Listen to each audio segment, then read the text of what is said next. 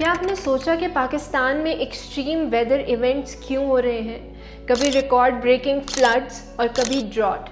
کیا یہ صرف کلائمیٹ چینج ہے یا یہ کسی بڑے پلان کا حصہ ہے؟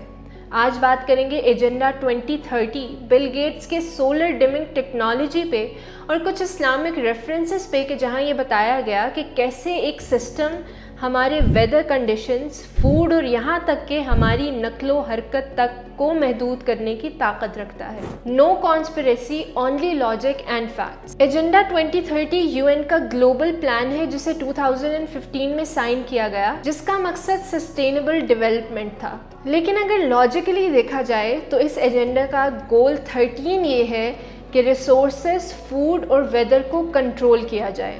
اس کی بنیاد 2000 ملینیم گولز سے رکھی گئی اور پچھلے 25 ایئرز سے یہ system step by step build کیا جا رہا ہے۔ اب آتے ہیں بل گیٹس کے اوپر کہ مائکروسافٹ کے فاؤنڈر کو ویدر کنڈیشنز میں اس قدر انٹرسٹ کیوں ہو گیا۔ بل گیٹس نے ہارورڈ کے ایک پروجیکٹ اسکوپیکس کو فنڈ کیا جس کا مقصد سولر جیو انجینئرنگ تھا۔ ایٹماسفیئر کے اندر کچھ ایسی گیسز اسپرے کی جائیں کہ جس سے جو سورج کی کرنیں ہیں وہ ارتھ میں انٹر نہ ہو سکے بلکہ وہیں سے ریفلیکٹ ہو جائیں۔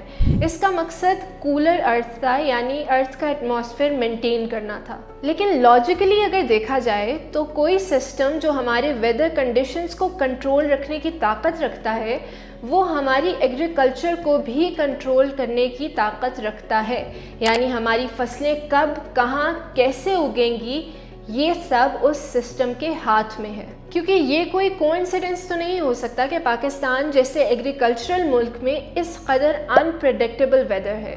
اب بات کرتے ہیں اس اسلامک ریفرنس کی کہ جس کے اکارڈنگ دجال will possess the ability to manipulate the weather conditions and all the natural resources۔